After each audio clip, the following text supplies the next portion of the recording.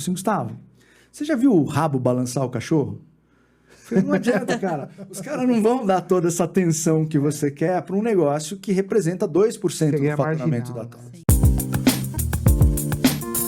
Olá, ouvintes do ERP Summit Podcast. Muito prazer, eu sou a Dama Roman, host do ERP Summit Podcast. Ao meu lado, Marcelo Signorini, CEO e co-founder do Grupo Portal ERP.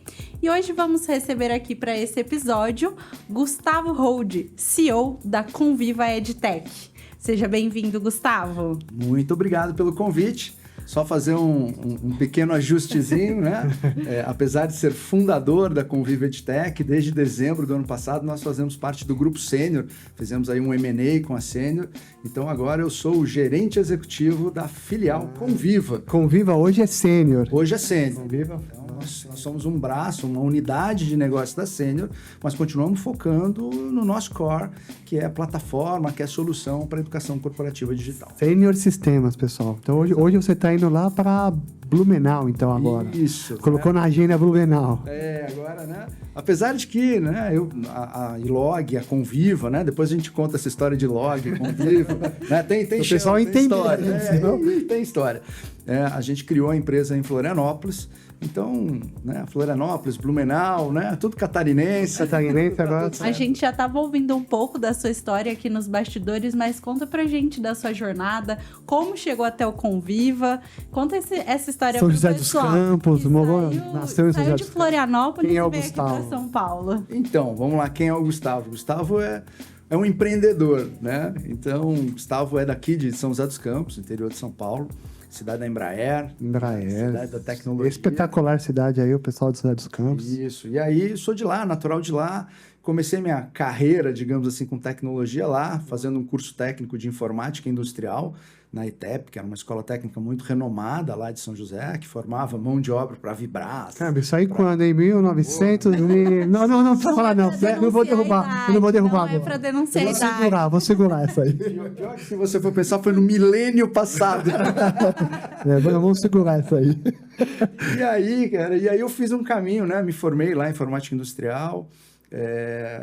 E fui seguir o caminho de estudar, fui fazer engenharia, e a engenharia logo, né, em seguida da informática industrial era uma engenharia de mecatrônica ou de controle e automação, e aí foi aí que eu conheci a Universidade Federal de Santa Catarina, e também tinha ali irmãos de alguns amigos que faziam engenharia mecânica lá, e aí, cara, resolvi... Você foi estudar em Santa Catarina e em Florianópolis. Aí em 92... eu prestei vestibular, enfim, passei e fui fazer engenharia elétrica. Caramba, apesar legal. De, né, e fiquei. Então, de 92 até o ano passado... Engenheiro, temos aqui um engenheiro. Engenheiro eletricista, que nunca foi engenheiro eletricista. O que é muito comum nessa vida de empreendedor, né? Você trabalha numa linha e de repente segue em outra. Mas eu imagino que isso também trouxe para você muitas outras coisas boas, né? Você ser engenheiro. Claro, sim. Engenheiro é bacana, né? Afia o raciocínio. O raciocínio, né? Então, a parte lógica, né? Lógica. Apesar de, né, aquelas integrais derivadas, aquelas coisas loucas lá, a gente nunca mais usar, mas você treina o cérebro a pensar rápido. E aí, né, para o mundo dos negócios, pensar rápido faz toda a diferença. A única coisa que, me perdoe os engenheiros que devem estar escutando, que o engenheiro não é bom no relacionamento interpessoal. Esse eu tive que desenvolver, tá? Na parte de vendas, então, você acha que o engenheiro tem que dar uma acelerada? Tem que sair da zona de conforto, né? Mas ele se torna um cara muito bom. Tecnicamente é muito bom. Tecnicamente é muito bom. E eu acho que é mais fácil você desenvolver o processo de venda do que o inverso. Com certeza, né? eu também acho isso. Bom, mas aí continuando a história, eu fui lá para Floripa, né? Ilha da Magia, e fui fazer engenharia. E aí eu fui morar com uns colegas, né? Um de São José dos Campos, um de Goiás, outro do interior do estado, lá de Rio Negrinho. E aí, cara, a minha história do empreendedorismo é bacana pelo seguinte: a gente começou a juntar dinheiro, nós quatro, isso lá em 93, para que a gente queria fazer um sanduíche. A gente queria trancar a faculdade. Fazer um sanduíche. Trancar a faculdade. Vamos lá, sanduíche. Vamos lá. Fazer sanduíche. Peraí. Sanduíche é um termo lá que na academia, né? Você tem uma camada que é a sua faculdade, aí no meio você vai para outra faculdade, normalmente no exterior, Sim. e aí você volta para terminar os seus estudos nesta mesma faculdade. De origem. Por isso é sanduíche, né? Tem um recheio lá de fora. Não ia deixar Achei de ser. que a veia empreendedora tinha nascido ali já. Já ia botar uma sanduicheria. Mas não era sanduíche, não, mas eu chego lá. E aí a gente queria ir para a Inglaterra, né? Para aprimorar o inglês, tá? Em vez de ir para os Estados Unidos, vamos para a Inglaterra. E aí juntamos dinheiro durante um ano todo, e o dinheiro que Os a gente quatro? juntou, os quatro. O dinheiro que a gente juntou não deu para comprar passagem de um. Sério. Aí o que a gente fez? A gente falou, vamos pegar esse dinheiro e vamos investir em alguma coisa que possa nos gerar dinheiro. Sim. Pegamos um ônibus, fomos para Foz do Iguaçu comprar um computador lá em Cidade do Leste. Sério mesmo? Vocês juntamos, vamos comprar um computador? Mas aqui não dá. Não, aqui não Tem que dá. ir lá para Ponta Cara, del a Leste. gente está falando de 94, talvez. Eu Tinha comprar- acabado de... É, 94, você estava falando de AT286, nós compramos- 386, 486. Um DX4. Ah, DX4. Moderno. DX4 é IBM, não é IBM? Não, era o... Não? Não era IBM, era cinza. Era do mercado, do mercado paralelo. Do paralelo. Aí a gente veio, né, comprou, porque a gente não tinha computador, apesar de que tanto eu quanto esses meus colegas, a gente sempre foi bolsista de iniciação científica na faculdade. Tá. Eu, Sim. desde o primeiro ano, até por minha formação como técnico, né? Então a gente tinha acesso aos laboratórios da universidade, a gente não sentia tanta falta de ter um computador lá na República. O computador era muito caro nessa época, porque a gente, de certa forma, usava os computadores da própria universidade. Mas, enfim, compramos o computador com a nossa missão, era de, em algum momento, fazer dinheiro, empreender com aquele computador. E aí, fomos indo. Florianópolis, hoje, é um polo de tecnologia. Hoje, sim, né? muito respeitado. Forte, respeitado. Mas tem toda uma história, um contexto por trás. E isso num contexto de poder público, universidade e empresas. Então, esse arranjo produtivo deu certo em Florianópolis. Capitaneado, talvez, pela universidade. Né? A universidade, a Fundação CERT, que é uma fundação ligada à universidade, criou a primeira incubadora de empresas. Né? A prefeitura, na época, tinha uma visão de desenvolvimento sustentável para a cidade, porque é uma ilha. Sei lá, 80% do território da ilha é preservação. Sim. Não tem como trazer indústria. Né?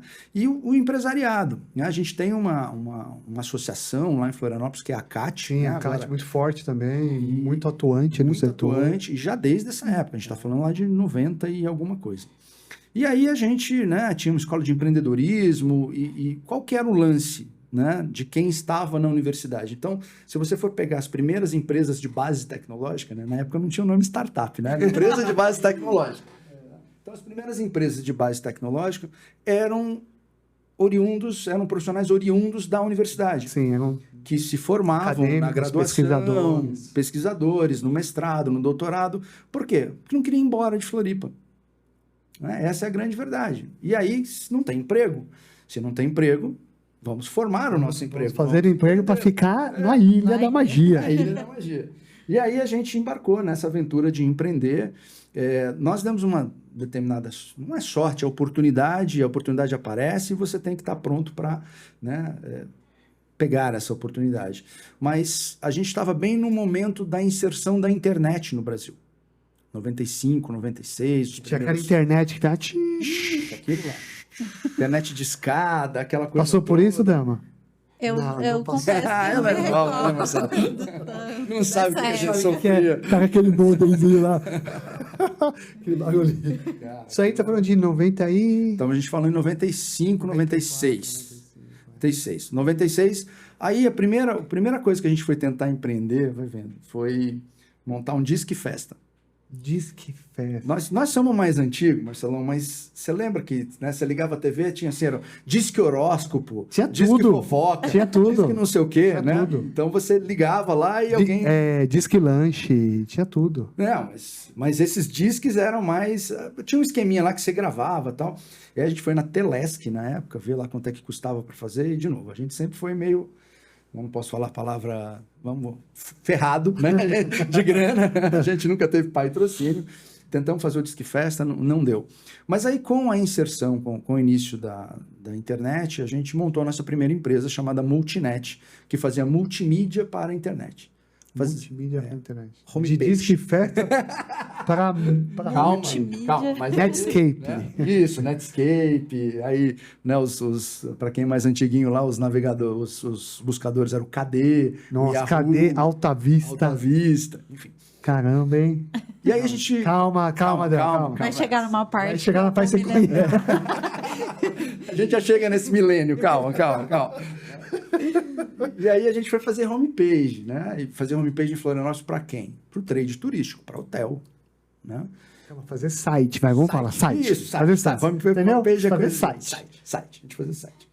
Beleza. E aí deu certo, né? Fizemos sites de alguns hotéis, enfim. Só que a gente descobriu que naquele momento não adiantava fazer o site do hotel, porque ninguém conhecia o hotel. Ninguém ia buscar por Hotel Castelmar, Florianópolis.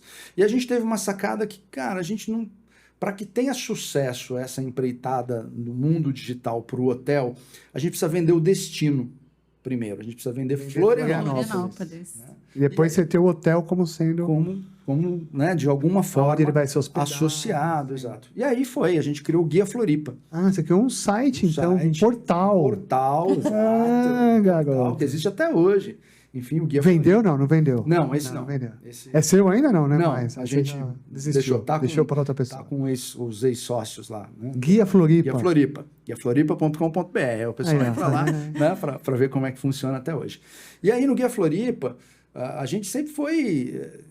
Claro, que olhando para trás, né, você vê, pô, cara, eu já fiz um negócio que era tipo Booking, eu já fiz um negócio que era tipo iFood, né? Mas a gente fez um monte de coisa, né, um monte de coisa legal. A gente criou um modelo que, na época, os portais viviam de publicidade. A gente criou um modelo de recorrência. A gente chegava lá nos estabelecimentos... Vendia anúncios. A gente não vendia anúncio, a gente vendia assinatura. Eu chegava pro hotel e falava o seguinte, olha só, né, um mundo maravilhoso da internet e tal... E tinha que gastar lábia. Né? Ia visitar ainda. Foi aí que começou a treinar a parte de relacionamento do engenheiro. Exato. Foi aí que começou, né? Eu escutei coisa de dono de hotel, assim, falei assim, você tá maluco? Você acha que a galera vai entrar aí na internet para fazer reserva? Vai vendo, a visão lá de 97. 97. E não é tão longe, se for olhar 97. O pessoal não acreditava. E você ia vender porta a porta. Porta a porta. Porta a porta. Batia porta a porta lá nos hotéis. Eu falei pra gente, o pessoal ia lá, pessoal, eu sou aqui da internet. Internet? Internet. Não, aí mostrava o guia. Pra você ter uma ideia... A gente... Mostrava o guia onde? Cara, eu mostrava numa impresso. Acho que impresso. O guia... Tá na internet, mas aqui tá pra você ver aqui. Tá aqui, ó. Não, porque a gente não tinha grana pra ter um notebook. Era o Media Kit dele. Media Kit dele. Era o Media Kit impresso. Aí mostrava tal, e aí a gente tinha um modelo, que era um modelo de assinatura, que a gente fazia um site, né, para o hotel, um site simples, e colava debaixo do nossa... era guiafloripa.com.br/hotel qualquer coisa. Você põe um, né? mini site dele. Isso, Marcelão traduzindo para os tempos. Os nossos ouvintes ou uma landing page, né? Você olha o termo do marketing digital, é uma landing page. É uma landing page. Né? Dentro de um portal, já que Dentro acelera de um portal. Dele ser encontrado sem precisar da indexação do Google muito rápido. Exatamente. Porque aí a gente vendia, né, o destino Florianópolis, e aí a praia de não sei o quê. O cara, nesta praia você tem esses hotéis que estão próximos à praia. E aí a pessoa entrava lá, via... 97, 98, isso começou a ir bem, né? Começou a ir bem. E olha só, né, depois até o Leonardo e o Maurélio, que ficaram com o Guia Floripa, montaram a Tropics, que era tipo uma agência, um Booking da vida. Mas olha o que a gente fazia. Os hotéis, obviamente, não tinham internet. Né? A gente, então, tinha um formulário para você preencher lá no nosso hot site. Mas não chegava lá. Não, cara, chegava pra gente. Aí a gente se conectava à internet, tipo, de 2 em 2 horas, né? O modemzinho. Baixava o e-mail. Baixava o e-mail, imprimia, mandava via fax pro hotel. E aí, já conheceu um fax? Já foi apresentado para um fax? Não sabe o que é isso? Fax vai naqueles... não me recordo. Museu, tem aqueles telefones de discar, sabe? Aí vai achar um fax lá. Né? E aí a gente foi tocando. Em paralelo a isso, a Multinet também fez outras coisas, né? Desenvolveu um software de gestão de gestão de eventos, desenvolver um software de informação sobre medicamentos, chamava-se Therapeutic. Mas aí, só para pegar, nesse momento vocês tiveram que criar um conceito e uma habilidade de poder desenvolver uma linguagem de programação. Isso, a gente programava em PHP. PHP, mas vocês já tinham que ter dentro desse time alguém que ia desenvolver. Sim, a gente tinha desenvolvedor e tinha designer, web designer, né? Então, a gente tinha um time, parte de nós trabalhava... Quantas pessoas tinham? 4? Nós éramos 4 sócios. Tinha mais gente. Tinha mais 4 pessoas. Já tinha 8 pessoas. Quando a gente chegou em 2000, que foi a cisão da Multinet, quando a gente separou a empresa e fundou a iLog, que é que aí nós vamos chegar da iLog na Conviva. Mas só para abreviar as coisas, a gente tinha o Guia Floripa, bacana, mas a gente tinha que fazer outras coisas também, né? Na época tinha aqui o Guia São Paulo, o Guia SP, o Guia Rio. Poxa, o Guia São Paulo... Até hoje tem esses guias, né?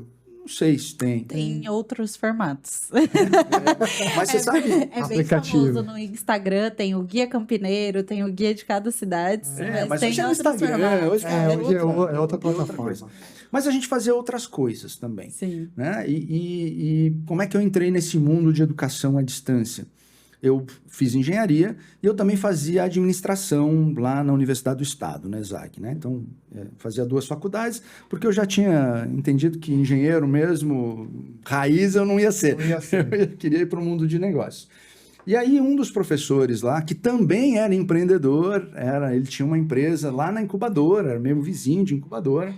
Eu fui fazer uma disciplina com ele, de gestão de tecnologia da informação, o Carlos Derrold. Ele falou, Gustavo, esses moleques aí, vocês mexem com esse negócio aí de internet. Aí, então. Eu tenho um projeto aqui na ESAG, que é um projeto da gente criar uma plataforma, um ambiente de apoio à aprendizagem presencial.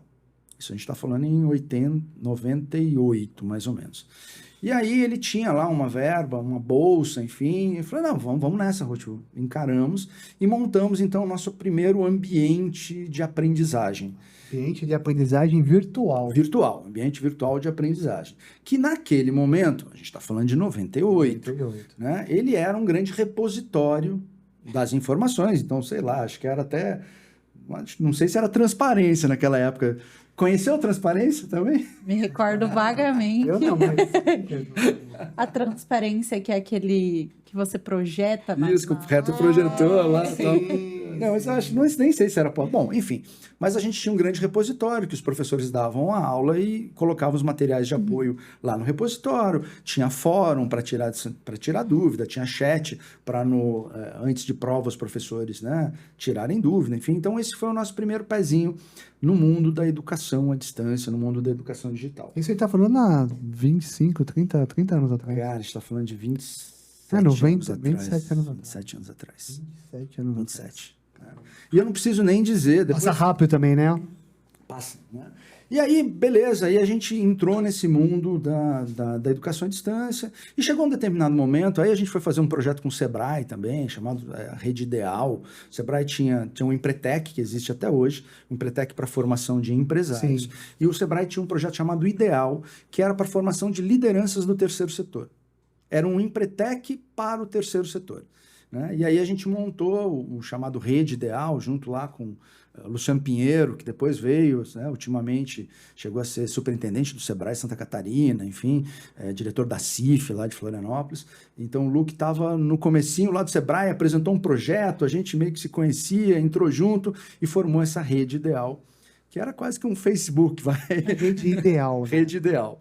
Né? Beleza. E aí esse foi o nosso pezinho no mundo da educação. Mas aí vocês tinham uma empresa ou esse era um projeto da ESAG? Esse era um projeto da ESAG, o Disciplinas Virtuais da ESAG. Beleza, a gente vendeu lá, a gente vendeu um projeto e tinha uma manutençãozinha mensal, mas a gente desenvolveu e ganhava R$400 por mês de manutenção do sistema. E o fonte era dele? O fonte era deles. Né? Tudo em PHP, enfim, o fonte era deles. E tinha o projeto Rede Ideal, que é a mesma coisa. A gente ganhou para desenvolver o projeto para o Sebrae e tinha lá. Esse a gente ganhava um pouquinho mais, acho que era R$1.000 por mês. Dá 1.400 já. Mas isso em 97, tá? Não se muda. Esse aí, o valor atual já não é tão pouquinho. Já não é tão pouquinho, não. E aí foi que nos despertou, né, esse mundo da educação à distância. Florianópolis tem uma particularidade quando se fala de educação à distância, diferente de outros polos muito fortes que foram precursores da educação à distância no Brasil. Florianópolis, a educação à distância surgiu e ganhou força através do Departamento de Engenharia de Produção. Diferente da Unicamp, por exemplo, onde a Unicamp até criou uma plataforma, era o Teleduc, se eu não me engano, mas isso nasceu da pedagogia, nasceu da educação. Sim. Ali não, ali nasceu, não deixa de ser educação, a engenharia de produção. Nasceu de uma necessidade mesmo. De uma necessidade. Por quê? Porque a engenharia de produção, e até hoje, é renomada, é uma das melhores faculdades do Brasil, e eles tinham projetos de pós-graduação remotas, com a Petrobras, com a Fiat, com a Vale, etc.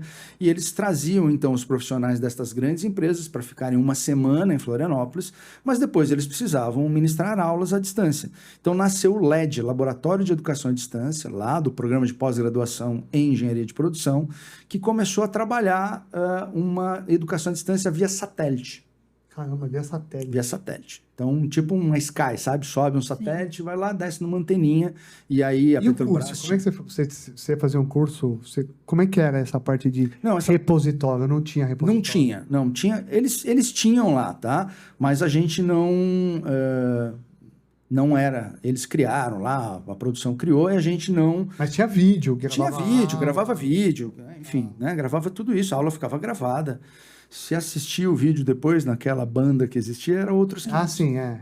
E aí, ok, né? Então Florianópolis tinha essa efervescência da educação à distância. A gente, então, chegou num ponto de decisão, né? Como diz lá o Flávio Augusto, né? Ponto de inflexão de uma tomada de decisão de que caminho a gente ia seguir.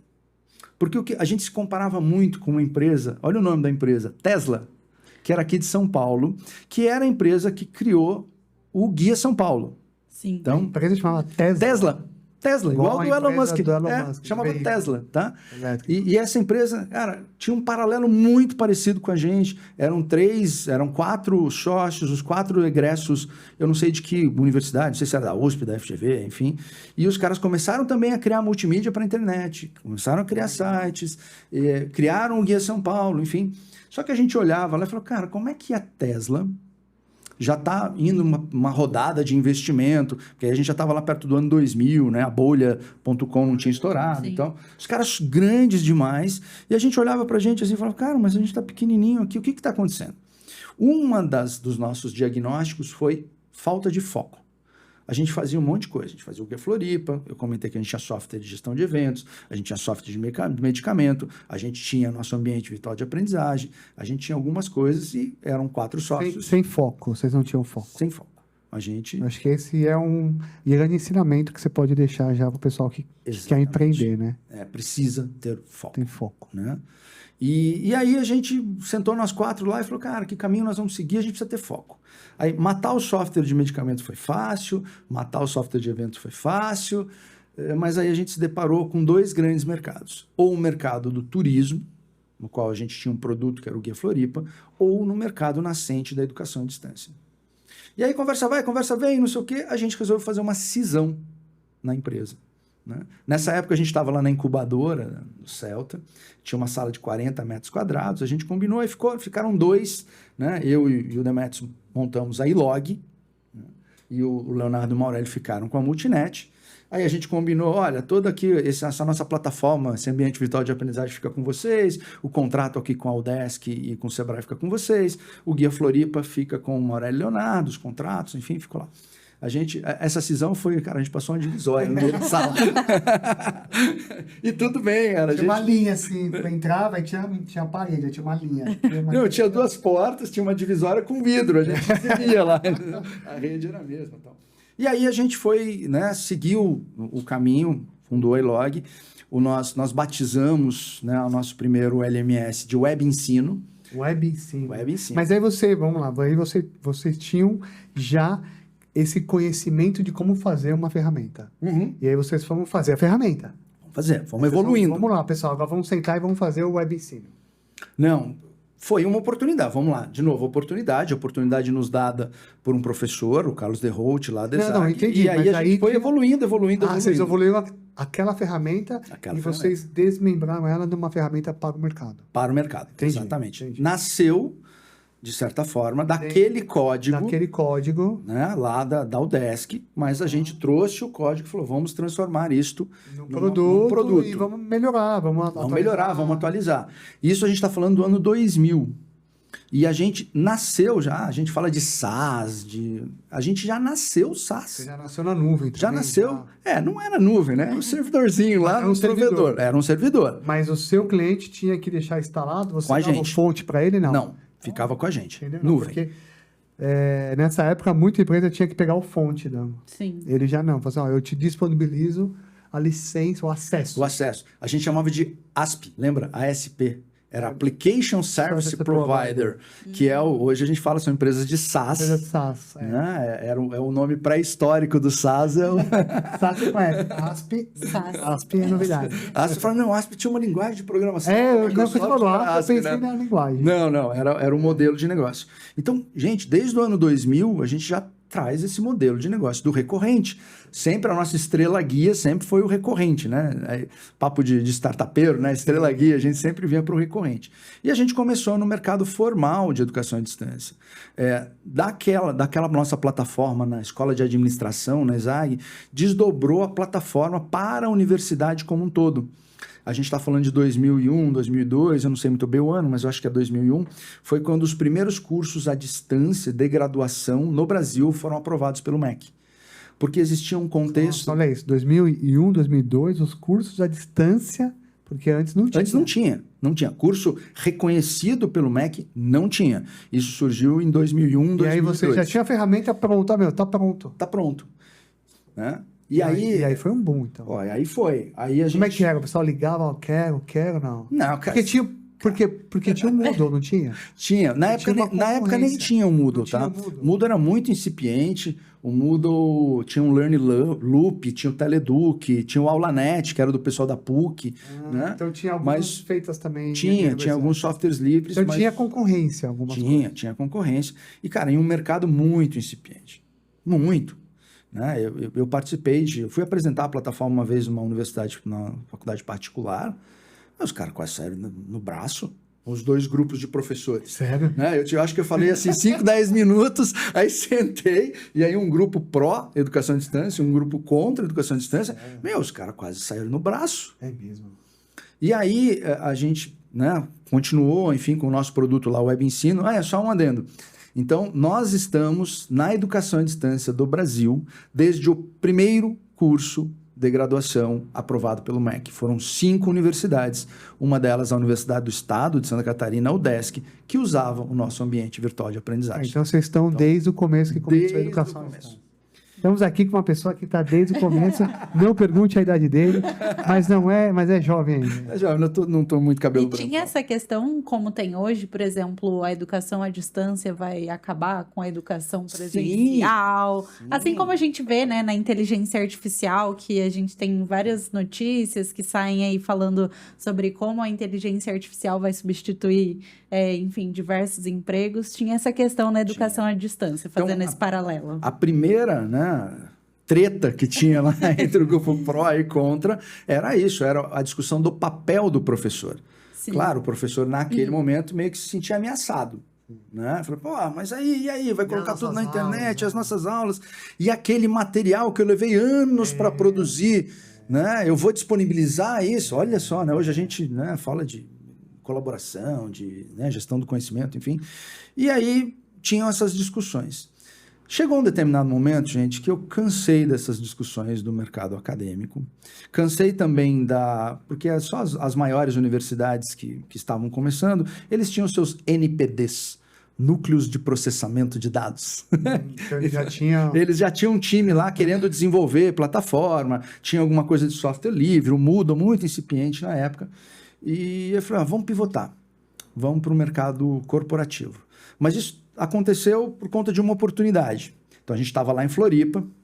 Ó, história, né? Antigamente, a internet não tinha isso de você lançou um produto nos Estados Unidos, na mesma hora você tem esse produto aqui. Existia uma defasagem gigantesca.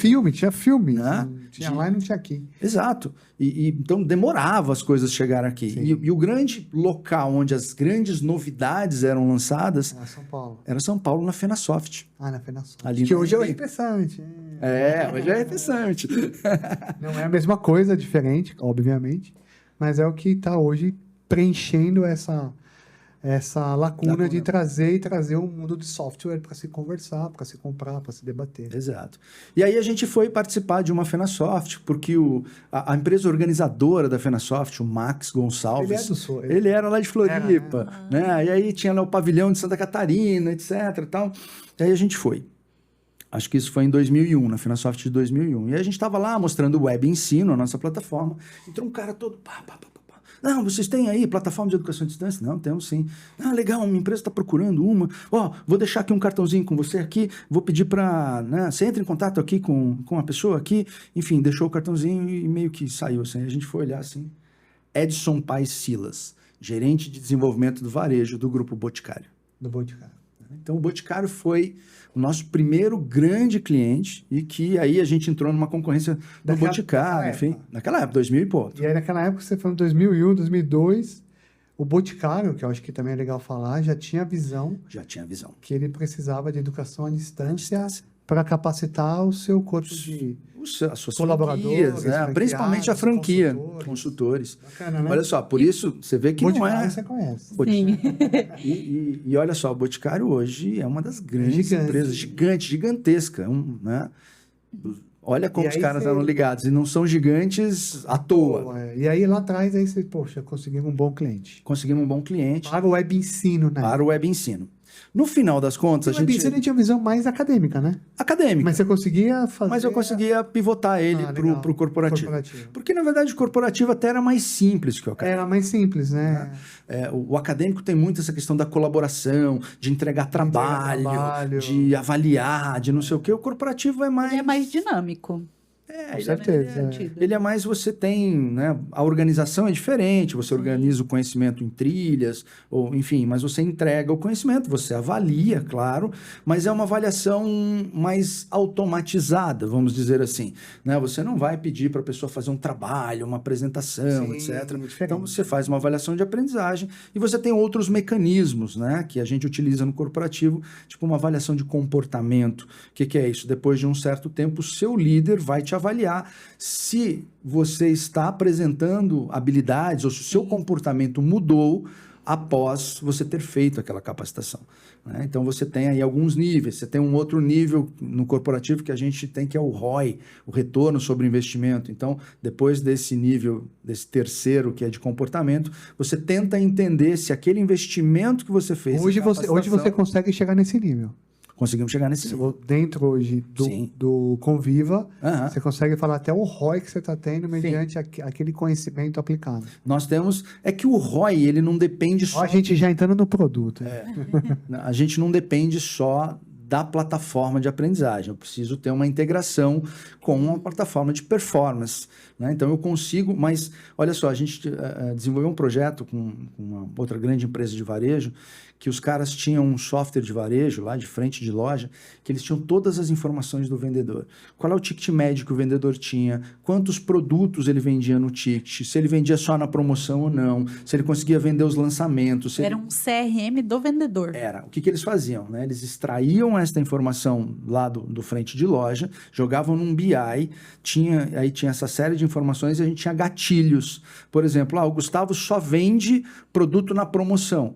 Cara, eu preciso capacitar o Gustavo para que ele tenha argumento para quando o cliente chega na loja. Tudo bem, eu entrei na loja lá para comprar determinado produto, comprar essa caneca, vou vender a caneca, mas falou, amigo, cara, você já está aqui, tem um copo aqui, tem outras coisas, tem as tendências e tal. Então, você consegue direcionar a aprendizagem. Então, já falando das fronteiras aqui, que essa aprendizagem adaptativa. Isso é uma coisa muito forte, né? Porque você consegue ver como é que está a sua venda, ver qual o produto que você não oferece e entender que você não oferece aquele produto por um simples motivo, que o vendedor não tem conhecimento. Exatamente. E aí você pega uma solução igual aqui que tem o Conviva, e a empresa começa a ter uma solução, aplicar conhecimento e aumentar o faturamento. Isso aí. Aí já pagou. Aí já pagou. Pagou, porque na verdade você está gastando bem, digamos assim. Você está direcionando, você está entregando a gente fala trilha, mas um caminho, uma jornada de desenvolvimento personalizado para aquele indivíduo, para desenvolver aquelas habilidades que ele precisa desenvolver. Porque cada um é diferente na forma como aprende e é diferente também nas suas habilidades. Então, tem gente que, sei lá, consegue vender melhor uma determinada linha, né? De novo, falando no varejo, tem gente que não consegue, e aí você direciona os esforços para capacitar essas pessoas. E você atende todos os segmentos hoje? Todos os segmentos. Deixa eu só pegar. E aí, né, só pra gente concluir. E aí você fechou. Tem história. E aí fechou, e aí teve né? Você conseguiu ter a sua primeira plataforma aplicada a uma empresa que foi aí, Isso. o Boticário. Boticário. E aí fala um pouquinho, aí você veio crescendo, depois teve uma aquisição que foi a sua primeira venda da empresa. Fala só um pouquinho, né? Porque ele já vendeu a empresa 2 vezes. Né? Tem mais... Vamos contar essa história, né? A gente foi crescendo e aí conquistando grandes clientes. O primeiro curso à distância online do Senai aqui de São Paulo foi a gente que desenvolveu também. O curso de robótica, 2002, uma coisa assim. E aí foi indo.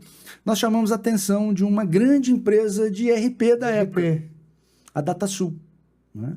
A DataSul também foi uma pioneira nessa questão da educação digital. Ela montou... A DataSul, por conta do seu modelo, que era um modelo de franquias, enfim, né? O seu Miguel é um cara muito à frente do seu tempo. O seu Miguel hoje é à frente da Neogrid. E ele... Cara, a gente precisa, para crescer como empresa, a gente precisa qualificar os nossos times, seja time de venda, seja as franquias, etc. E a gente sabe que até um dos discursos que a gente usava lá atrás, na questão da educação à distância, é a barreira geográfica. Então, como é que você treina um grande número de pessoas geograficamente espalhados? Né? E aí, voltando para o Boticário tinha um desafio que, para fazer um ciclo de treinamento para todas as áreas no Brasil, levava 3 meses. Então, quando ele lançava um produto, isso porque ele já usava uma lógica de multiplicador, etc., os treinamentos eram presenciais, eles tinham, se eu não me engano, 5 instrutores no Brasil, e eles só conseguiam fazer um giro de 4 vezes por ano de ciclo de treinamento. Quando você traz isso para a educação à distância, isso vira instantâneo. Não, isso ganha muito. Né? Né? E o custo, né? Você tem um Para custo. ter um país como o nosso, né? Que Exatamente, o país norte a sul, um país continental. A educação à distância torna-se muito mais necessária. E aí a DataSul investiu, criou a Universidade DataSul. Ah, sim, que era muito conhecida, né? Ganhou prêmio. DataSul também era do sul, de Joinville, então estava já dentro desse contexto também de Santa Catarina. E aí a DataSul tinha a Universidade DataSul, e a DataSul, no modelo de negócio, criou uma unidade chamada DataSul Educação Corporativa, porque os clientes batiam na DataSul e falaram assim, cara, que negócio legal essa sua universidade aí, você não quer implantar para mim? Não quer vender? Você não quer vender, né? Aí, como diz um amigo, né? Dinheiro não aceita desaforo, Dinheiro né? não. Aí o pessoal montou essa operação, mas eles não tinham o software, a plataforma, né? O ambiente virtual de aprendizagem. Foi lá para 2005? Foi a gente negociou em 2006, fechou em 2007. Eles usavam uma plataforma americana. Pô, uma plataforma ótima, enfim, mas era uma plataforma americana e isso não dava liberdade, porque você meio que sublicenciava para os clientes. E aí eles tinham um recém-aberto capital, eles foram, acho que talvez, uma das primeiras empresas de tecnologia a fazer o IPO no Brasil, e tinha uma tese de crescimento por aquisições, e aí compraram a gente. Mas compraram a gente num modelo diferente. Então, um modelo diferente do que aconteceu agora com a Senior e que normalmente o mercado faz. Na verdade, a gente tinha, além da plataforma de aprendizagem, um web ensino, a gente tinha uma solução de webconferência chamada Parla, né? Que é um Teams, um Zoom, a gente tinha isso. E a gente tinha uma fábrica de software. Porque assim, como é que a gente, estudantes, né, sem patrocínio, qual era o financiamento que a gente tinha naquela época? Cara, não tinha investidor anjo, não tinha esse negócio de capital semente, série A, esquece. Isso não existia. Né? Então, ou você conseguia, sei lá, um investimento de família, de alguma coisa, ou você fazia o caminho que a gente fez. A gente prestava serviços Então a gente tinha uma fábrica de software e com o lucro da fábrica de software Investia a gente investia no ferramentas. produto, na ferramenta. Obviamente que olhando para o futuro, a gente queria em algum momento acabar com essa questão de serviços e ficar só em plataforma. Que o produto fosse algo que fosse mais relevante. Sustentável, né? Atingindo break-even só com Recorrente. produto, com receita recorrente, etc. Então, esse era o caminho, né? Quem está nos assistindo lá, né? Hoje não, hoje você faz um plano de negócio, você vai fazer o pitch, vai buscar investidor e tal. O que está também mudando também hoje. Né? Também. Hoje os caras estão pedindo um pouco mais de validação. Sim. Já foi o tempo em que... Acho que já passamos aí um cenário que tinha muito mais dinheiro na mesa para poder investir em projeto. Hoje eles estão pedindo menos queima de caixa. Mas o que é o sensato, né, Marcelo? Que é Porque, o cara, mais claro, né? Você Enfim. que é empreendedor no Brasil sabe dos desafios que Nossa. se enfrenta, né? meu Deus, aí a gente faz um outro podcast só com os desafios, né? E aí vocês fecharam com a DataSul. Aí fechamos com a DataSul. Aí a DataSul não comprou a Ilog inteira, ela comprou os ativos da Ilog. Então ela comprou o Web Ensino, Comprou o produto. comprou o produto, comprou os contratos, né, dos Sim, os clientes, clientes. enfim. Então a gente fez essa transferência do ativo do produto e dos contratos para a DataSul. O time que trabalhava com e-learning na época, né, foi também, a gente aí demitiu as pessoas da Ilog Foram e foram contratadas. contratadas na DataSul. Porque também elas tinham conhecimento, né? Sim, Que é a base do que você faz hoje. exatamente. Né? Por que eles vão contratar aquelas pessoas? Porque elas estão preparadas. Então, a empresa hoje ela tem que ter uma ferramenta de e-learning ou educação à distância, porque uma empresa ela é um conjunto de aprendizado e é um conjunto de conhecimento. Tem que ter Pessoas, uma né? ferramenta. Empresas são pessoas, e o grande ativo das pessoas é o conhecimento. Então a gente foi lá para a DataSul. Na época, a gente chamou, né? Lembra dos 2 sócios que ficaram lá na Multinet? Enfim, o Leonardo tinha meio que se afastado da Multinet, foi fazer mestrado, enfim. E aí a gente convidou o Leonardo para ficar como CEO da Ilog, e eu e o Demetrios, que éramos, na época, fomos para a DataSul. Isso foi em março ou abril de 2007. 2007. E na DataSul a gente tinha, e aí, né, olha a visão, né, que o São Miguel tinha, o pessoal tinha. A ideia era fortalecer esta área de educação corporativa para que ela fosse a ponta de lança da DataSul nas empresas e principalmente para internacionalizar. A DataSul já era, naquela época, uma multinacional, tinha operação na Argentina, estava começando uma operação no México, e a ideia é muito mais fácil você entrar, botar o pezinho na empresa com um LMS, né, que é o Learning Management System, ou com uma solução para aprendizagem, para treinamento, do que você entrar com uma folha de pagamento, de que você entrar com um RP, de você entrar com outros Que sistemas. tem muito mais confiança. E Exatamente. aí você já entra com uma coisinha e vai ter no relacionamento. E aí você constrói um Que é relacionamento. mais um aprendizado, né? Para você conseguir ter uma venda mais robusta, começa com uma venda pequena. Uhum. Para você ganhando confiança, ganhando relacionamento e poder crescer. E aí, o plano de negócio que nos apresentaram na época, para mim e para o Demetrios, era uma coisa de dominar o mundo, assim, né? E a gente, opa, vamos nessa, vamos embarcar. A gente era novo e embarcamos. E foi tudo bem, foi tudo muito bem, investimento, as coisas acontecerem até o final do ano de 2007, que a coisa ficou meio estranha, né? Os investimentos meio que minguaram. Seguro caixa. Seguro Seguro caixa. caixa, EBITDA tem que estar alto. Tem que estar alto, tem que dar retorno. A gente olhou assim, cara, como assim tem que dar retorno? Cara, a gente tem que investir. Se fosse para dar retorno, eu ficava lá na Ilog, pô. Não fazia. E aí a gente não entendeu muito bem, mas aí em agosto de 2008 a gente entendeu o que aconteceu, que foi a operação, a fusão da DataSul com a TOTUS. Com a TOTUS. E aí desandou um pouco o nosso negócio de educação corporativa com a DataSul, porque veja bem... Que tinha outra visão em alguns casos, né? E você estava lá dentro nessa época, né, Marcelo? Mas o que a gente viu foi o seguinte. Cara, a TOTUS, naquele momento, tinha um desafio gigantesco. Porque a TOTUS já tinha nascido de Microsiga mais Logocenter.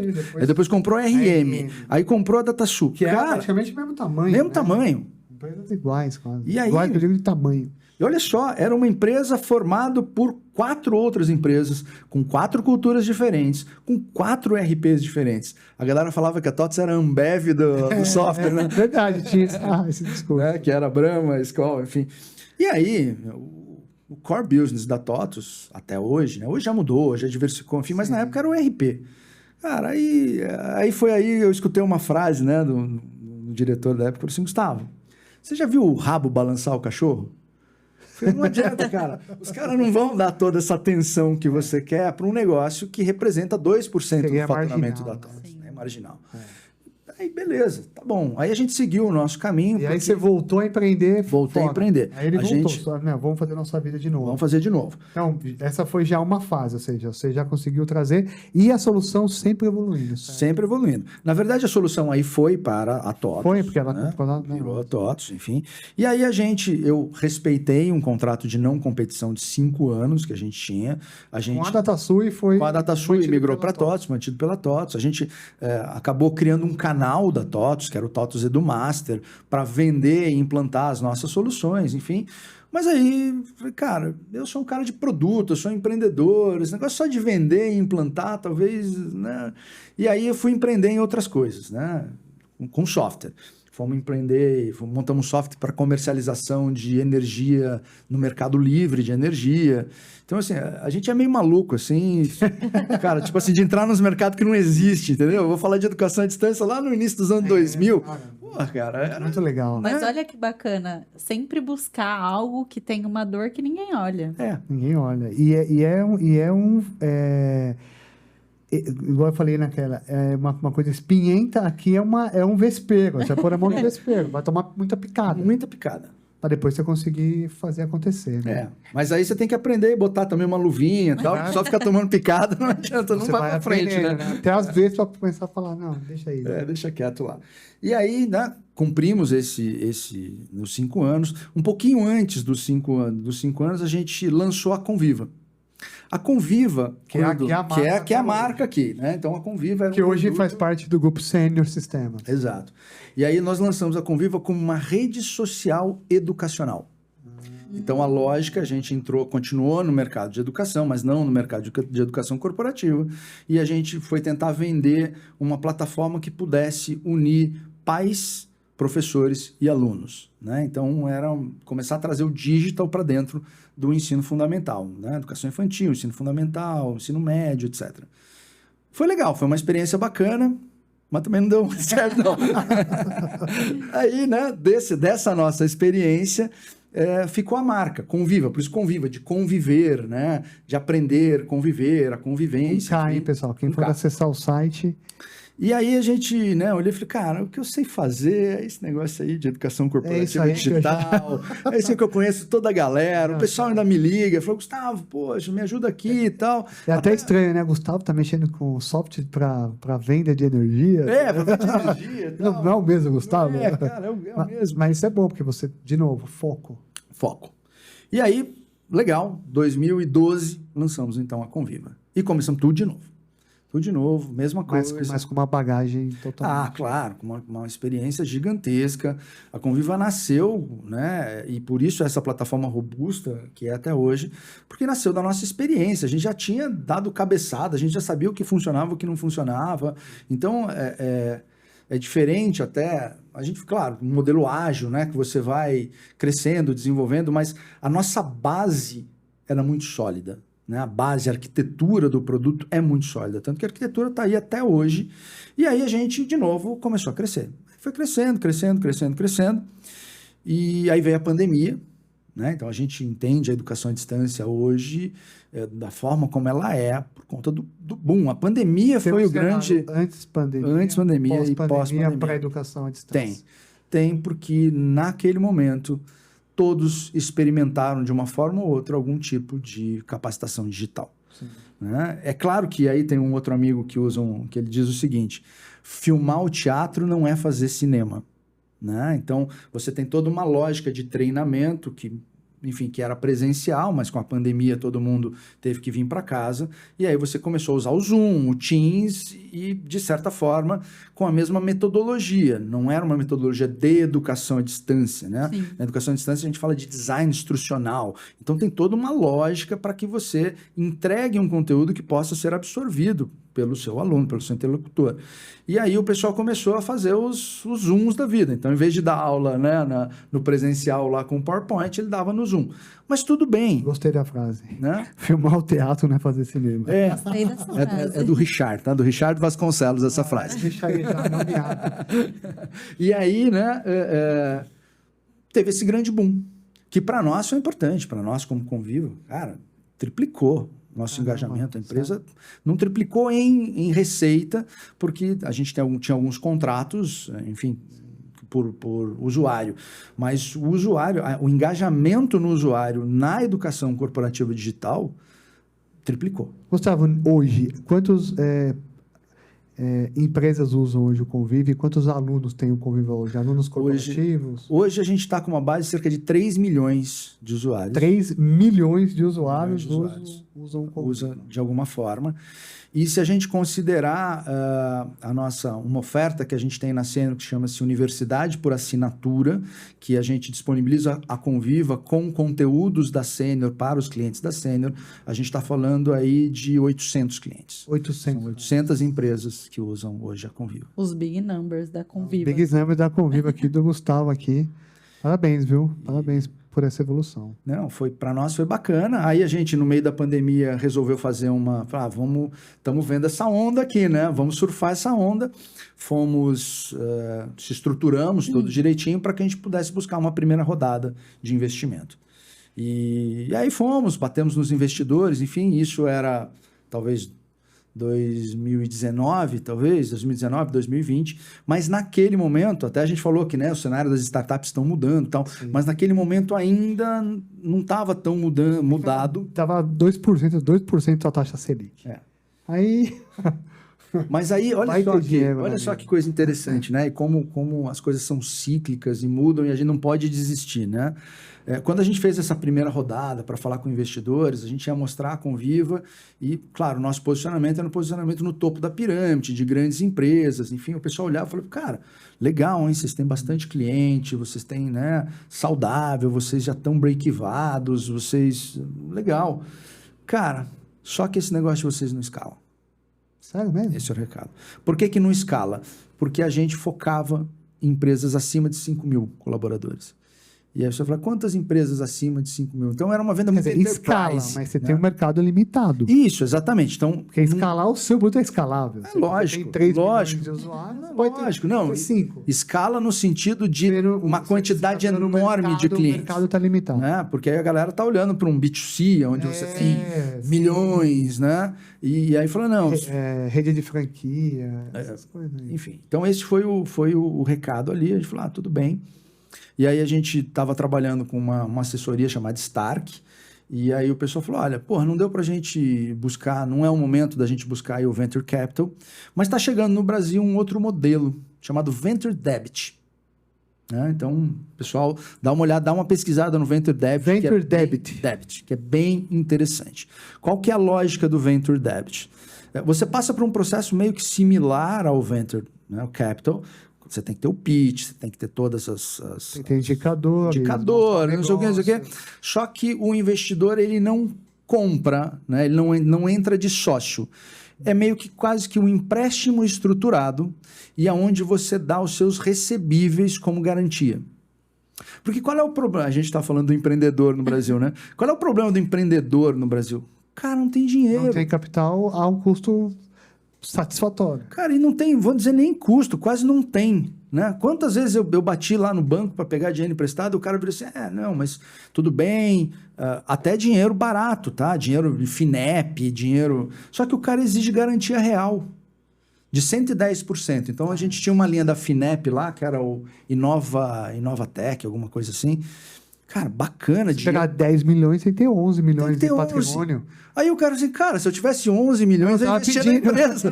Exato. Aí o cara, né, outro banco, assim, o cara fala assim, não, mas, olha, não precisa ser imóvel e tal, você pode deixar um dinheirinho aqui, aplicado aqui, e a sua aplicação fica com garantia. Mano, o cara fala assim, amigo, você acha que se eu tivesse dinheiro, eu ia deixar aplicado contigo? Eu ia aplicar em mim, cara, né, no meu negócio. Então, assim, cara, é uma lógica...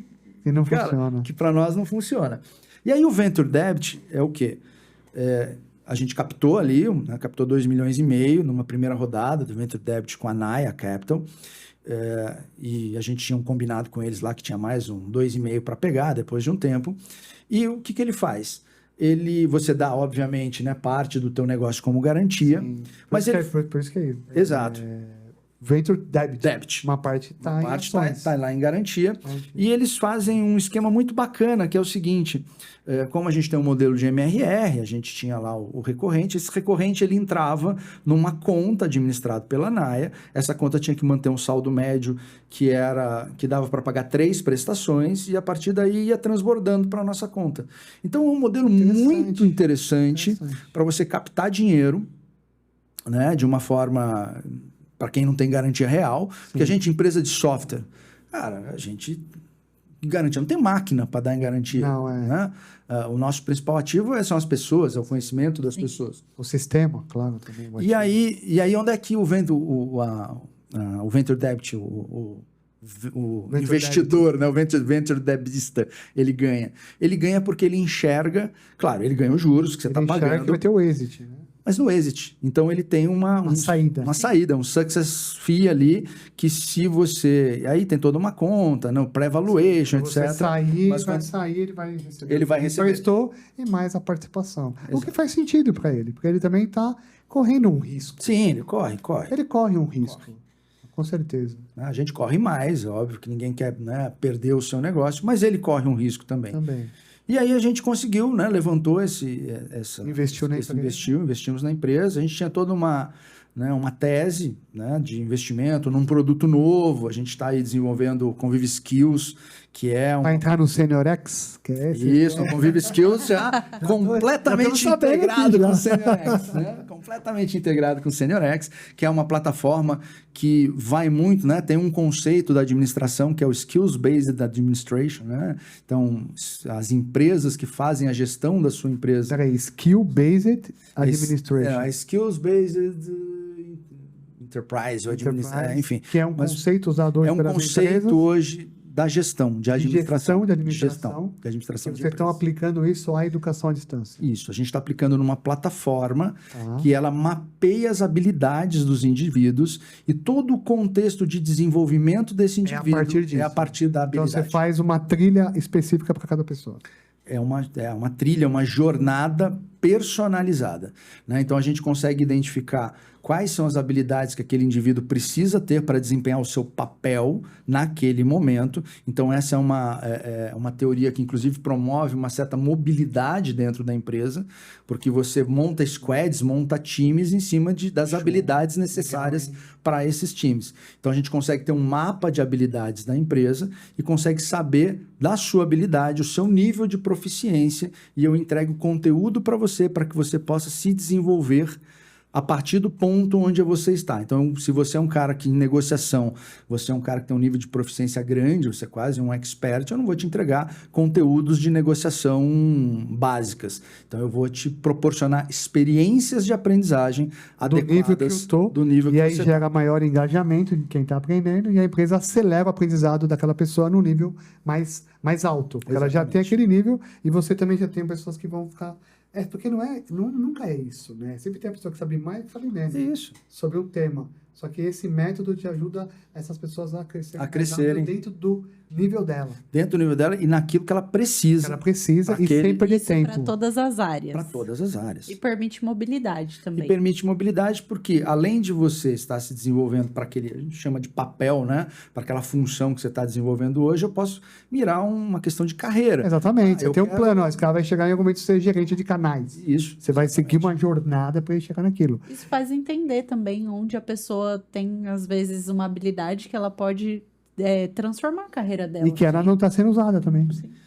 E para a própria empresa, né, você com esse mapa de habilidades, você consegue ver duas coisas. Você consegue direcionar e entender, dependendo do seu planejamento estratégico, você vai precisar desenvolver novas habilidades no seu time. E aí tem os conceitos de reskilling, upskilling, né, lifelong learning, aprender para a vida como um todo. Mas a ideia é que você consiga direcionar, então, olha, a gente está fazendo aqui um movimento... sei lá na Sênior tem o Evandro Pires, que é o embaixador do Serverless, né? Então, o cara da palestra, enfim. Vamos dizer que a empresa está seguindo por um caminho, num hard skill ali de serverless. Cara, como é que é o nível de habilidade dos meus desenvolvedores neste conceito de serverless? Aí eu posso mapear e identificar, cara, eu preciso desenvolver essa galera. E aí eu entrego conteúdos específicos para essa moçada, para que eles possam fazer a sua qualificação ou ainda requalificação dentro deste conceito, dentro desta tecnologia, e isso direciona, dá um caminho mais seguro para a empresa. Então, essa é a ideia Top. de se trabalhar com habilidades. É E isso, também quando, né, a empresa, poxa, eu tenho, enfim, sei lá, a gente atende cliente na China. Olha só. Sério? É a VEG. A VEG tem uma mas planta na Você China. atende ela na língua portuguesa, inglesa? Não, em chinês. Mandarim. Mandarim, né? E aí, cara, se eu mapeio direitinho as habilidades, eu posso descobrir que alguém dentro da companhia, dentro da Sênior, tem alguém que, de repente, já morou na China, alguém que se interessa por chinês, alguém que tem um certo nível de proficiência. Se eu tiver que montar um squad, eu trago esse cara. Show. Isso é muito legal que você pega e tem todo um mapeamento do conhecimento e da vivência e da experiência do seu time de funcionário digitalizado. Digitalizado. Então, isso é bem bacana e a gente tem trabalhado... Conviva hoje é isso, então. Conviva Ela traz essa solução para o mercado. Já. Conviva LMS, que é o nosso produto atual, já traz isso, né, nas questões das competências. A gente está integrando com toda a suite HCM da Sênior. Então, a gente traz agora uma solução de ponta a ponta na questão da gestão de pessoas. Desempenho, tudo isso conectado agora a uma plataforma de educação à distância. Né? Que fez todo sentido essa aquisição. Faz. Para a Sênior é muito bom. Para os clientes, para os clientes, né? Para o Brasil. Você é bom vender a segunda vez a empresa com todo um aprendizado diferente. Sim. Você hoje que vendeu é diferente do cara que vendeu lá atrás. Muito diferente, muito diferente. E eu vou te dizer que o processo de integração, né, a Sênior foi muito diferente do processo. Diferente. A maturidade, tanto sua quanto da Sênior hoje, e o que era lá atrás, até de mercado, é outra maturidade. Então foi um movimento muito bacana, sabe? Eu particularmente, os meus sócios, o time, está gostando muito, né, de trabalhar com a Sênior e assim, esse processo foi muito suave, foi muito bacana, né? A Sênior também, nós somos, acho que a 27ª aquisição da Sênior. Mas também que vocês já tinham um bom relacionamento com a Sênior. Já. Nós tínhamos um relacionamento de 10 anos, já era um cliente nosso. Então, eu acho que isso ajuda muito. Uhum. Vocês já namoravam. Já. Foi só casar. Foi só a gente crescer um pouquinho, né? Só os pais deixarem casar. A gente cresceu um pouquinho. Quando cresceu, engordou um fatoramentinho mais, né? Aí a gente conseguiu fazer essa... E o Gustavo trouxe a aprendizagem, né, de toda a jornada dele para desenvolver essa plataforma que eles têm hoje, que é o Conviva. Gustavo, queria que você comentasse aqui, só para a gente finalizar, você acha importante a participação, né, de eventos como o RP Summit? Como vocês veem isso? Participam de eventos? Discutir, vocês são uma plataforma à distância, né? Então, ponderar esses pontos positivos aí de participação de eventos presenciais. Faz sentido para vocês também? Sempre fez, né? Desde a época de talvez a gente está aqui, né? Eu estou aqui falando desse case de sucesso por conta de um evento presencial lá de trás, que foi a FenaSoft. Mas a gente também cresceu muito, a gente participa desde o primeiro RP. Desde o primeiro. 2017. Então, olha só, né? Todos os anos participamos e chegamos até aqui. Eu gosto muito, sou fã de evento presencial, sou fã do modelo do RP Summit. Isso tem uma coisa que eu já falei para o Marcelo. Cara, o modelo do RP Summit, principalmente na questão de stands, ele é disruptivo. Sim. Porque você não foca naqueles stands mirabolantes, naquele negócio cheio de LED para tudo quanto é lado. Você foca na proposta de valor de quem está lá. E isso traz, então, pessoas experientes, não fica aqueles stands só de gente distribuindo brinde, né? Então, você tem pessoas realmente relevantes e você tem um ambiente propício a negócio, a troca. Relacionamento, que é um ponto que você trouxe, que é muito importante. Novidades. Então, as palestras são sempre palestras de ponta. Assim, eu sou fã, né? E depois nós vamos conversar lá na Colômbia e no México, né? Porque agora com o Sênior, a gente já tem o pezinho na Colômbia. Você tem que acelerar agora lá. Não, na Colômbia já tem e eles já são clientes nossos. Isso, a Nova Soft lá. Então, no próximo nós vamos lá. Vai lá conhecer, será um prazer recebê-lo lá. E eu acho que é isso também, assim, porque hoje quem busca uma solução não é só o RH, é o pessoal de TI, ou seja... Você vai ter lá também pessoas de RH que vão falar com você ERP Summit. Mas o mais importante é que a dor hoje de capacitação de uma empresa, ela está distribuída hoje na empresa, não apenas em um cargo. Sim. E isso é muito relevante porque o internet, poxa, cara, eu quero falar com você. Eu sei que eu tenho essa dor. Eu posso não ser a pessoa que vai conduzir o processo, mas eu vou startar o processo dentro da minha empresa. E a gente traz muito isso hoje dentro do nosso evento. E olha só, dá um depoimento para você. A gente participa também do CBTD, participa do Conar, enfim. A gente gera mais lead no ERP Summit do que no CBTD, que é um evento do nosso segmento. Não sei se porque lá, talvez no CBTD, muitas das pessoas já têm plataforma, etc. E no ERP Summit, né, a gente pega um público de outras áreas, enfim. Mas a gente tem bastante sucesso na geração de leads. Aquela audiência. Quem está indo lá não está olhando tanto a parte da digitalização, da parte de TI. E no nosso evento, ele já está olhando a TI como uma coisa mais ampla.